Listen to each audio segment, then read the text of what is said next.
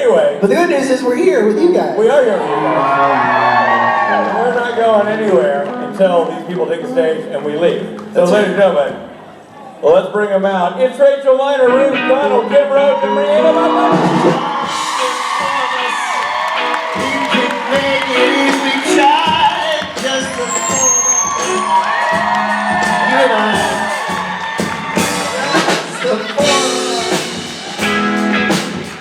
Wow.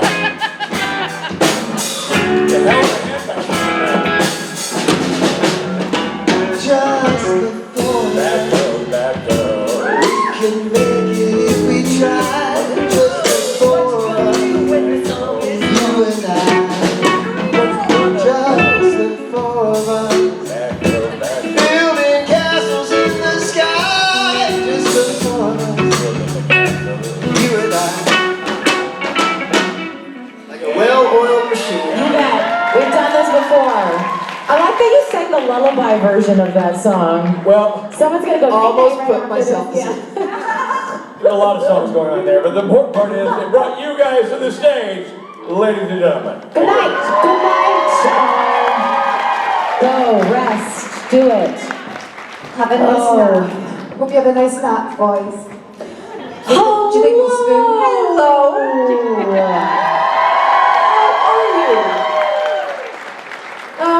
Have you guys met Rachel Miner? Or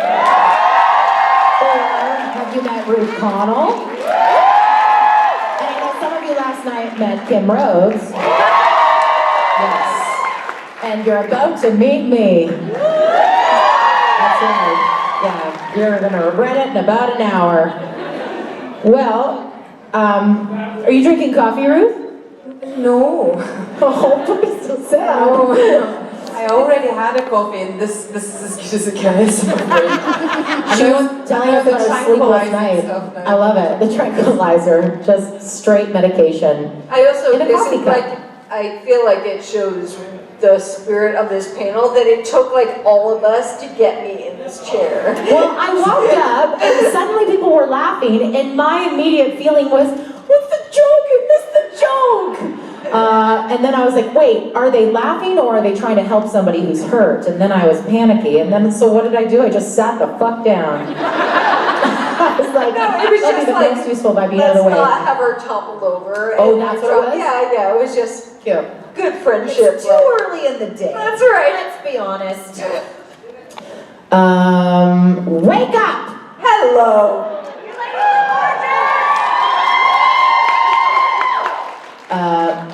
Is my microphone loud? Somebody said no, so Yes, turn it up. Yes, it's the microphone. That's right, it's not you. All right, we'll take a question. Fine. I'm going to start over here if everybody's fine with that. M'lady. Hello, it's so nice to see you ladies again. Hello. Back at you. Thank you. My question is for actually Kim and Rachel. I have been revisiting one of my old fandoms, and I was wondering if you ladies would tell me what it was like to work on the set of CSI Las Vegas. You worked at CSI Las Vegas? You did? I guess, you know what's funny is my brain automatically, I was, which one is that? That's what I said. And isn't there an NCIS? No, because I did every CSI, I think. So which one was, do you remember which character Vegas was? Rachel, you were one of the bridesmaids. That's right, that was super fun with like Amanda Siegfried and like, yeah. And we did it in black and white. Yes. It was so much fun. I really enjoyed that one. You got to flirt with Eric's Amanda, which I'm totally jealous about. He and I played two people having an affair in a film around the same time. So I'd already I don't want to say. I'd already done inappropriate things publicly with him. So, Are you referring to the film Little Athens? Yes, correct. Love that movie. Brought it to get you to sign. It was really, and DJ and I were in that together. Yep, that's why I have it. Yeah, oh, that's awesome. So yeah, so now do you know which one was your CSI? I don't know what the fuck you're talking about. Same. Okay, I'm gonna be really embarrassed if this wasn't you, but it was the episode where they had the cops doing the marathon, and if it was you, your character was having an affair. Oh, yes, okay. Good, I'm not the one who's embarrassed. Oh, I would have loved if that wasn't her. That was me. I remember all I remember from it is that I had a very specific line reading that I thought made sense to me, and it didn't make sense to any of the other actors, so when I said it, they all burst out laughing, and I was like, is that not the way I'm supposed to say it? They're like, no, it's good, it's really good, it's just a really extreme choice. It's like, You made an extreme choice. I know. Just as you to know, it is always better to go further. And they can always drag you back. I did a play once where I was reading the script for the first time at a table read, and this line came up, and the way I read it was, "Are you mad?" And they all burst out laughing, and they went, no, Briana, dial it back. And the line reading was actually, "Are you mad?" So then they started calling me Steaks Buckmaste. It's always better to go further. There's something else I want to draw attention to, which is like I was a chronic guest spotter, so like I did a lot of those. There aren't a lot of sets like Supernatural. Like as wonderful an experience as I had on so many shows, I haven't stayed in touch with any of those people the way we have all actually like made friendships. That's and because you can't get away from us. We're not like... You're only being paid to be my friend, and I'll take it. Yeah, we also, the way that we like get to hang out is that we make you all watch. that's I sexy. love that idea. The panel started to turn in its friendship. usual direction. Just there, that was the turn. Kim, do you remember the line? Do you remember your line? Oh, that I said weird? Yeah, somehow there was something about, like, for the dead guy that I was having an affair with, I Was he was dead or before he was I dead? don't know, I don't remember. I think that was the crime. I know, right? I've got it. CSI, so he was probably alive when I was having an affair with him. But so the husband, who was the suspect, said something about the teddy, and he bought the teddy for me. But I was wearing it for the affair, and Georgia brought up. She's like, "Well, you were wearing this piece of lingerie," and my line was, "I look good in it," and I totally went, "I look good in it." like completely like, Anger. fuck you. And how did they want you to say it? I don't know, that's how it aired. They just were surprised that it wasn't like, I look good in it, or something like a little more apologetic about a woman talking about her lingerie. Whereas I'm like, this is a fucking cop who runs marathons. She's not gonna goddamn apologize for looking good in her fucking underwear.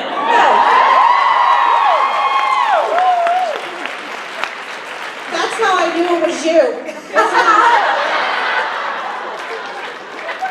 Yes, I do remember that much of it, yes. Having seen some of your shots as well, I bet you did look awesome in it. Thanks. They fortunately only got to talk about it. Fortunately for everyone. There was no naked. I've never been naked on film. I was naked on stage a lot. A lot. Yeah, inappropriately. They're being asked. There was a period of time I managed to work my tits into Tennessee Williams. Which one? Tennessee Williams, in the That's jungle. imagining. No, it was the one. It's the one in the jungle. And Shannon. Night of the Iguana. Thank you very much. Thank you. You guys are smart. Yeah. Night of the I like Iguana. it. I'm distracted by Ruthie's nails. Come on, hook a sister up. I encourage all of you to stop by Ruth Connell's table today, to take a look at these nails. I've got a multi-dimensional nail going on, which is unusual for me. I managed not to pick it off. I normally bite it and pick it off. Sometimes during a panel, no. Well, now you can, because I've told everybody to come look at them today. And get a selfie with them. They match my sparkles in my shoes, which I have to say I half wore for Tabby, and I showed them to Valentina last time. Mm-hmm. These are my little. She picked those. She actually specifically asked for you to take a picture and send it to her, and for Rob to take a picture and send it to her. My daughter came to the pajama party last night. And it was a very intense experience for her. So I had shared with these women that my daughter might crash the panel today, and she had a wonderful experience last night, but has realized that mommy's job may be fun, but it's also really fucking hard, and she doesn't want to do it anymore. So she will not be crashing the panel today. She did great though. I love how much you've empowered your daughters, where they are free to tell you how they actually feel. I was really proud. So last weekend, I officiated my niece's wedding, which was a big deal for me. Like, everyone knows this. No, but my cousin's daughter was the flower girl, and it was hilarious because, like, when it was her time to walk down, she decided no, she was not into this. And my poor cousin is sitting there with her, and I very loudly heard her say, "Mom, I don't like this. I want to go home and go to sleep." And I was like, one, that's a well-raised daughter. Like, she was not afraid. She was just not. And I was like, I agree. I was sitting there ready to start officiating. And I was like, you know, if I was verbalizing how I honestly felt, that was probably how I felt. So, yeah. But I love that both your daughters are empowered to be able to say, hey, I don't like this. Yeah, no. And it's also good for my ego, because a lot of the time, especially lately, it's because we're apart so much this year, is that my husband will take videos of during the day and send them to me. And so many of the videos are going, say hi to mom. She goes, no. And it's not because she doesn't like me, it's because she doesn't want to take a fucking video, which is understandable. So I always have to go, she still loves me, it's fine, it's gonna be okay. Yeah, kids are great. All right. Thank you, CSI question. Second question of the day. We've got 20 minutes left of the panel. Hi. What's your name? Where are you from? What do you want? I'm Haley, and I'm from Far. I'm in California. It's near Oakland, over hours away. Not far. I hope you guys are all doing well, and my question is for all four of you. If you guys weren't the creatures, or like, if you weren't like a hunter or a witch or demon, what creature would you want to be? Who's on the show the most? Wait, in real life or on the show? On the show. Okay, so like, who else would I like to play? Yeah. Or like if you want to be like an angel, or like. Okay. I had an immense amount of fun for the very brief period of time to be a demon. I'd like to be a demon. Final answer. Fun. I think being a witch would be really fun too. What about Ruth? Oh. I just want to be Thank you. Randy, everyone. Wait. Thank you so much, bless you. I mean, this is the answer Rowena would give as well. I just want to be Rowena. Totally. It doesn't get better than that. Apart from maybe, I wouldn't mind. I always say this, but I wouldn't mind being Sam for the day, just to have an aerial perspective on everybody. That I just don't. It's like two Rowenas. A tall Rowena. Yeah. I'd like to be a tall Rowena. But can you imagine how flexible Sam would be if Ruth was playing? he could kick his leg and come back and kick his own ass. Which might be a good thing. All in all, might be a good thing. My first scene, I got to beat Jared to a pulp, which was really fun and completely not realistic. But they had to, like, right away I had to get him to the ground so I could then punch him, because otherwise it just would have been ridiculous. And did you get him to the ground? Yeah. Did you tell Osric? Was he mad? Osric wasn't on the show yet at that time. Oh. I got to work with Osric on his first episode. I was the first person on the show to meet him. He's really cool. He's fine. He's fine. Yes. He's we a love good him. So he's yours, is what you're saying. He's mine, seriously. Got it. He's mine. Dibs. Yeah. All right. Thank you. How are you all? Like, thank you for turning up so early on a Saturday morning. It's so nice to see so many people. And so many familiar faces. I was gonna say, it's fun when I see my favorites. Exactly. We don't have favorites. We love you all. I totally have favorites and favorites. Hi. My favorites are always the loudest ones. Yeah, right? Oh, yeah. Are a lot of you playing the games and like getting out? The extra stuff. I don't get it. I don't know. Just tell me where to go. Hi. So I'm graduating next month, which is really Woo! exciting. But in order to do that, I have final exams and they fucking suck.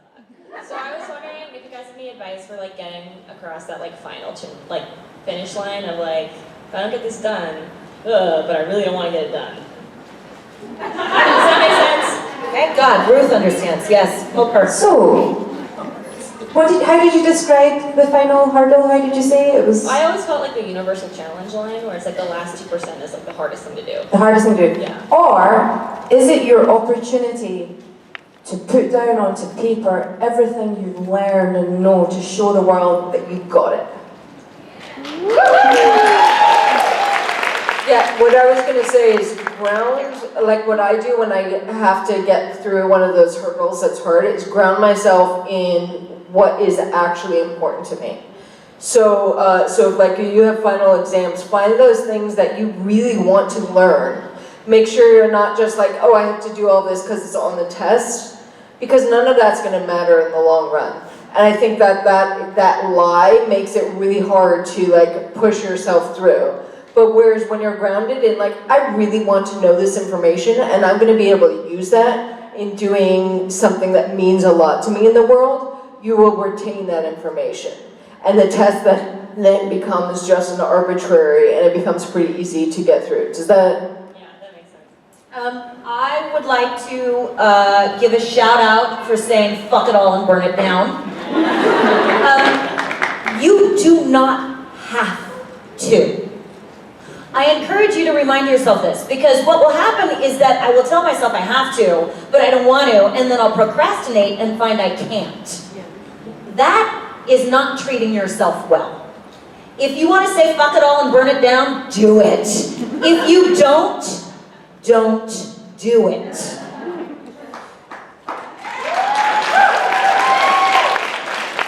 My perspective is that the part of you that is telling you that you don't want to do it is the part of you that is holding you back because you are fearful of the greatness that you can be.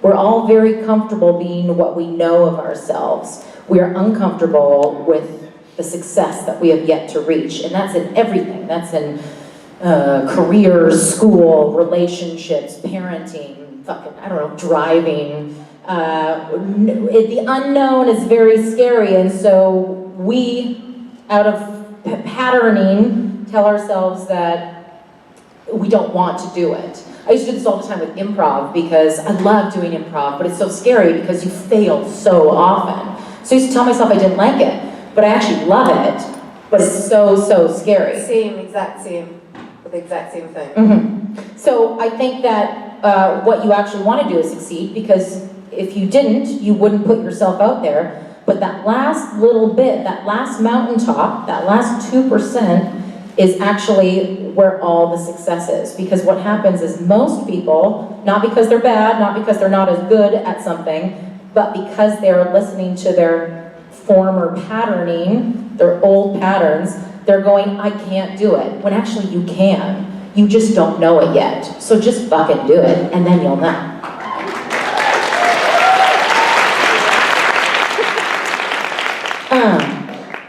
Next time I see you guys, I'll be graduating. Yeah, you will. Yeah, you will. You go, girl. And this is going to come out wrong, and you also won't have that dress anymore, because I'll have stolen it and given you something else in return, because I love your dress. Oh my God, the dress would be a nightgown on you. She's so tall. Make it work! It's good. That's what she's saying, is this beautiful dress. Now sit down, sit down. And that I might steal it. Hello. Hi, friends. So, my name's Elena, and I'm really big fan of all of you guys. And so, for the longest time, I have been, my biggest dream in life, is to be an actress. I've always wanted to do that. And so, one of my biggest dreams is acting in like some kind of action or sci-fi thing like all of you guys do. And so I was just wondering if you had any advice for an aspiring actress like myself, for what it's like to break into the business, or what it's like to be on set, or stuff like that. Well, when I break into the business, I'll let you know. I don't have any advice. I take that back. I have plenty of advice. Some of it good, some of it bad. But the landscape of media is changing by the day. There's a brand new thing I just auditioned for last week, which I'd heard about for so long. It's called Quibi. Have you guys heard about this? It's a brand new service that's just shorts. Just short films, short television, short episodic television. I'm just like, every day things are changing. There's an unlimited amount of ways to give your talents. So there's lots of advice I could give on, you know, how to get an agent or whatever. That's all bullshit. That's bullshit. And if you want to get involved in that kind of aspect, you can, you know, find out about that. That's easy. You can read a book. You can ask, you know, dum-dums like us. But what's important is to know what you love and what you want to do. What you love and what you want to give. How do you want to be of service with your craft? That's really all that matters. The rest of the bullshit will follow. Don't worry so much about that. Just focus on what you love and what you are here to give. Literally the two things I was going to say is make sure that you're connected to whatever inspires you genuinely. Like, don't fall into the pretense of, I think other people think this is great or whatever. It's like, no. What is it that moves you that you want to do, but also stay connected to like how is it of service to others? Because I think that we are as happy as we are connected and feeling part of this world and able to help others. And I think that helps get rid of the BS. And at the end of the day, that's what's going to carry you through. Because otherwise you'll lose inspiration and it will just become icky and not fun. So, yeah. I want to give you something practical. Yes. Act like you're already there. And by that I mean physically. Train your body. Get strong. Pay attention. If you want to play a character who understands weapons, go take lessons in weaponry. If you want to play a character who does hand-to-hand, go find someone who's willing to teach you hand-to-hand combat. Treat yourself like an athlete. Because the worst thing in the world that could happen is for your opportunity to show up and you're just getting started, getting ready for it. Be ready for it because you have no control over when it shows up. That also will be the added benefit of what they're talking about, which is giving you joy in the moment. If you're living to be happy someday and you're not happy now, there's no way that you should sustain that life. You deserve to be happy now. Give yourself permission to make that happen.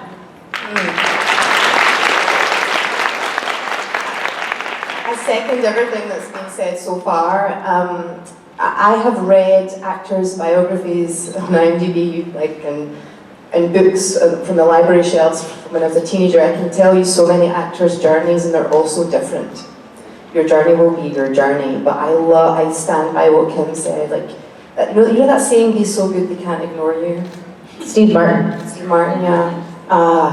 Whatever that is for you, whatever aspect it is of you, that is uniquely you that you can bring to a fantastic level, is the thing to grow and have fun with. I played, now I look back, I did a short film for no money in Pomona. Do you know where Pomona is? Do you know? I still don't know where it is. It was in a room like this, and I was playing a sorceress. And I didn't know I didn't even know it was a sci-fi film that I was doing. I didn't know that would help me in my. So you do the thing, like you're saying, like do the thing you love, and turn up ready. I want to throw something just because I know the pendulum has sometimes swung too far the other way in terms of that preparation and everything, which is I will sell myself short and not try something because I judge myself and I don't think I'm prepared enough or good enough at things. And then I've watched, like, it's one of the interesting things as an actress, I've seen many times where it's like people got the role and they didn't do nearly as much prep as I thought I would need to do to even give myself the shot.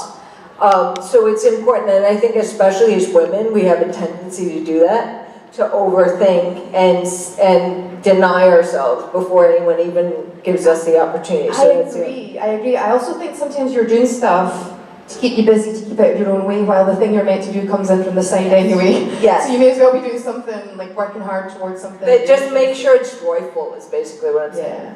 Yeah. Don't sit around and wait. That's what they say is luck is when preparation meets opportunity, right? So just keep active.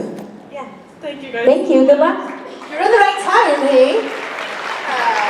Burbank, California, gas stations everywhere. Hello. Hello. I just want to say I love all of you. You're such an amazing role models to me. My question is, Throughout your time on Supernatural, what would you consider your favorite gag reel that you have been a part of? When I was hiding in the backseat of Baby. That was fun. I was just on set to pick up a prop that I wanted to practice with, and Jared and Jensen were shooting a scene with Baby, and Jensen saw me. He's like, Buckmaster, get in the back.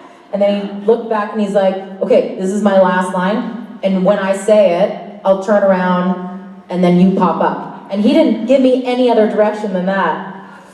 So I made it real inappropriate. I just popped my head up and went, who's next?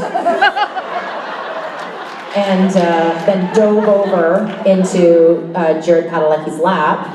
He started laughing so hard that he just got out. I started talking about finding fries on the floor. I don't remember. But that was fun. I like it when they're like, we don't have an episode for you this season. I'm like, I don't care. I'm coming anyway. Yeah, that's fun. Is it the one where you bit it? Yeah, that was my favorite. It actually is. I did like the one where Jodie and Donna were going on a date, but I set that up. I quite enjoy this recent one where it was just an authentic fall on my ass. It was really good. And there was a moment where I almost saved myself, and then no, I went fully down. And the thing that I love so much about it is that you hear everyone just start laughing. I'm just reading out because she had told us about the Biff so many times. And then saw it so much better. Because you guys have seen it? Yeah. Because what she does,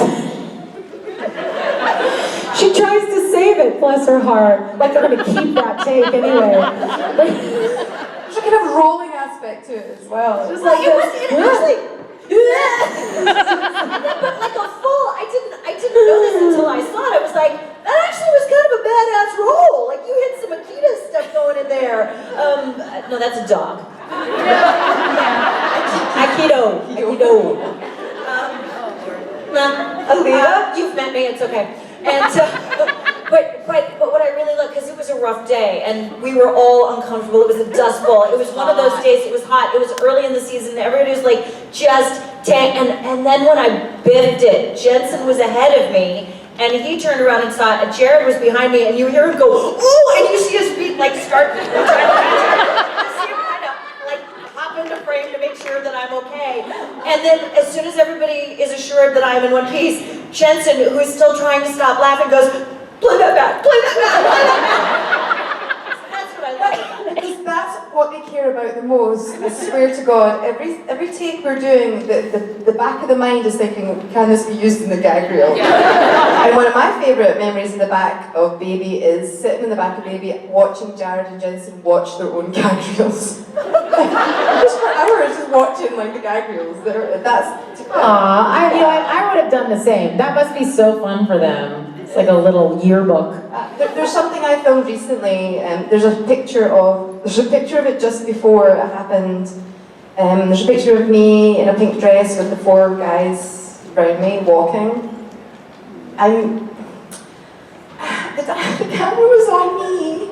The dialogue was my dialogue, and they're walking. So when you're not young anymore, they hold a white board underneath your face to bounce light to hide your wrinkles, right? So there's a guy in the shot, like holding up a board, walking backwards in front of the cameraman as I'm walking forwards, and the camera's slightly here as well, so I had to turn my face. So it's really hard to walk in a straight line and have your face that way. And so I started to follow him, but he was following me, so I walked 6 or 7 people into a ditch.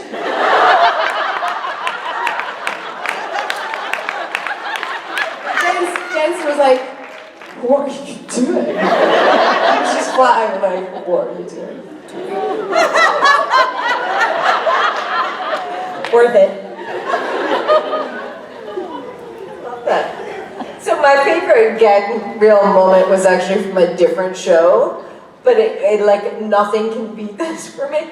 There was a romantic scene between 2 of the other actors on the show, where she walks into a shower that he's naked and showering and she's in her clothes, and it's one of those like epic "I love you," she has to tell him, and she walks into the shower, she slipped and she grabbed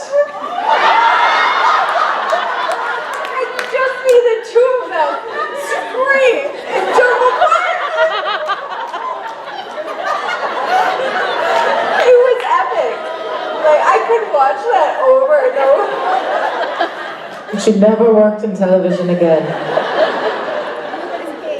Is he okay now? Yeah, it was nylon. Oh, you ripped the nylon off? No, it was a show I did called Nylon. Oh, a show called It was. I was like, it was made out of nylon? What's the point? Like that's an impressive On the base nose, if you ask right there. me. Like I understand saving and like covering because like when women do like they put things on us so we look super naked but we're not. Right. Which seems weird to put a nipple over my nipple so I'm not naked. Like what's the point? So I assumed that when you said it was a nylon, like they'd given him a nylon to cover his willy. By the way, a side note, tangent, but like have you ever done the negotiations on nudity, like the nudity clauses? No. I'm 50, Rachel. No. I do clauses where I'm like, I might unbutton a button. They're like, no, we'll give you more money. Oh my God, no. Take the raise, just God. When you have nudity coming up, you negotiate like exactly what they're allowed When to you're a show. wee hottie like you. Oh, shut up. You've been naked on Supernatural. That's what you think I was, but I had so many things stuck on my throat. Yeah. So this story was I negotiated in order to have underwear, and I showed up on the day, and the underwear was see-through. Thank you. I was like, no, wait, that's not. So that maybe the nylon led my brain to that. You're welcome. And now things are just different. Has anybody seen Euphoria? There's no nylons in that. What I love about Euphoria is there actually isn't any female full frontal nudity. Only lots of male. I'm like, it's about fucking time. Anyway. So again, tangent, but like, do you remember something called fairy tale theater? Which was like, it used to retelling of fairy tales. When I was really little, this was a show I watched. And there was an ad for The Emperor's New Clothes coming up. And I was super excited about seeing The Emperor's New Clothes. And on the day, like it finally aired, I was watching it, and then I broke down in tears at the end. And my parents were like, honey, what's wrong?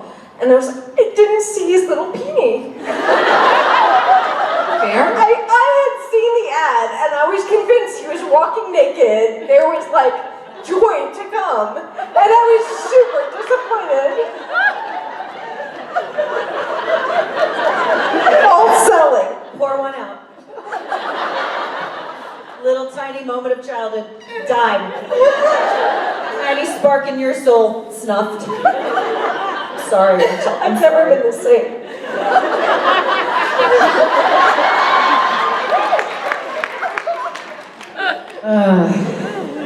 Good morning. Okay, We made it to 4 questions at this point. Thank God. Bring in the dinosaurs. Here. Yes. Yeah. All right.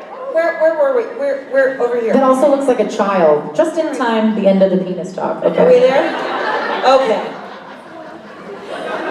Okay, hello. Come on, get it in quick. Come on. That's what she said. Alright, I just want to start out by saying you ladies look absolutely beautiful this morning. Thank you.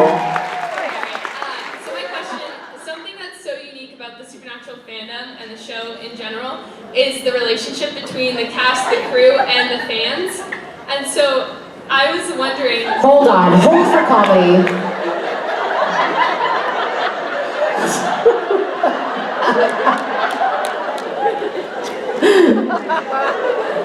Knock, knock. Sir, the relationship between the Upstaging dinosaur. Upstaging dinosaur who? No, that's the joke. Right now. Great. You settled? You settled? You good? Well, I'm proud of you. Proud of Don't you. fall over. Now shut up. Okay. Okay? Did it. Okay, back to you. Yes. Yes. So yeah, the relationship between the cast, crew, and the fans is such a unique relationship.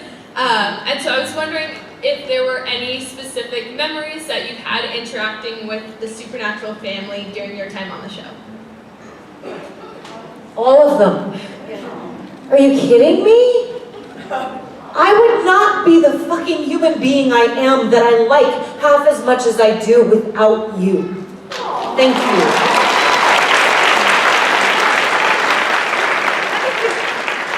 There is not a single interaction that you've not taught me to open my heart for. And that is a blessing. Thank you very much for it. Thank you. I also think it's important to note the first part that you said, which was the relationship between the cast and the crew and the fandom, is such a relationship in its uniqueness that it's truly like this oneness about us. So there doesn't feel like I could say there was an interaction because these are my people.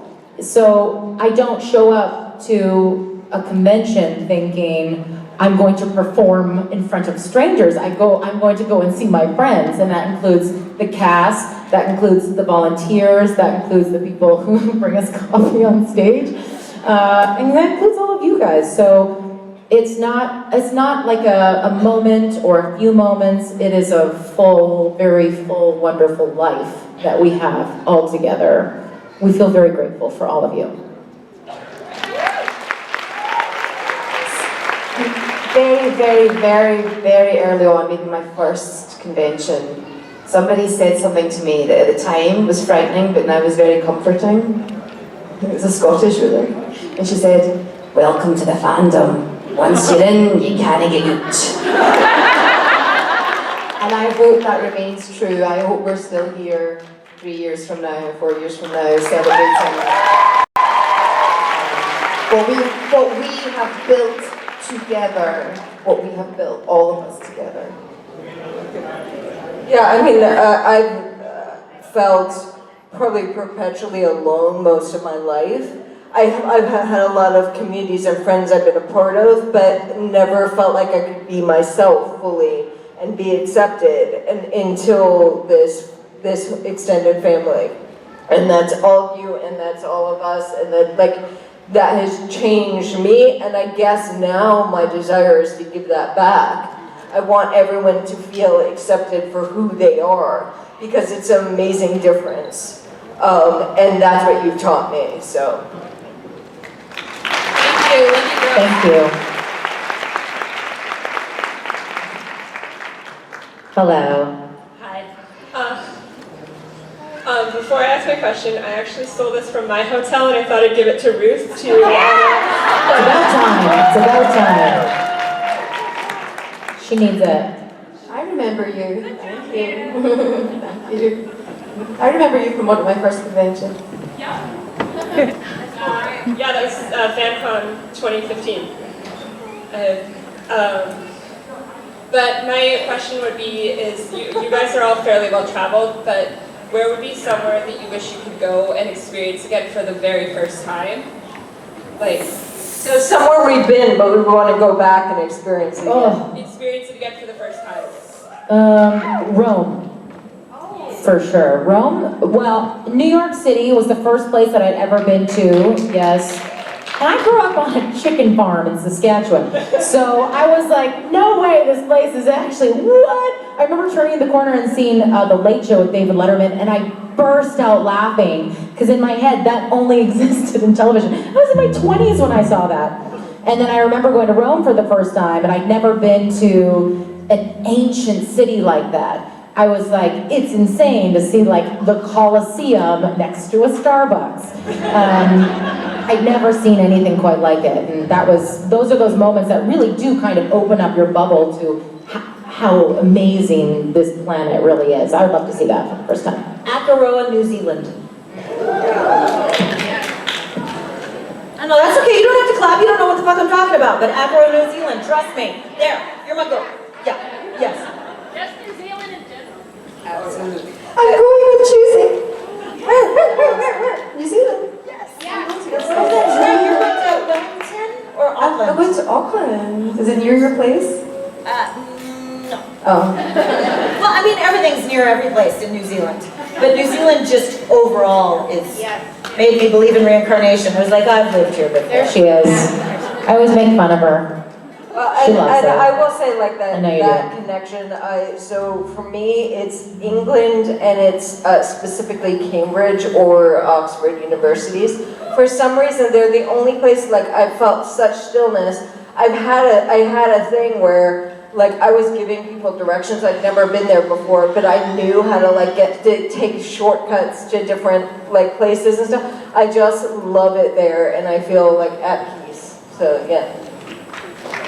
Thank you. Thank you. Thank you. Well, ladies, how was it? Was it fabulous? The people of Burbank? Well, that's Briana, Buckmaste, that's Kim Rhodes, that's Ruth, Connell, and that over there, that's Rachel Miner. Just the four of us. We can make it if we try. Just the four of us. Probably not good. You and I. They have a pretty good product. Just the four of us. Building castles in the sky. Just the four of us. You and I. Just the entire crowd. Storming for the exit, just the entire crowd. Crushing each other. Stampede for the door. Get the hell out of the room or else it's gonna be a bloodbath. Get out of my way or I'll crush your skull. I gotta go to the Oh, the room is nearly empty. I know. It's just you and me.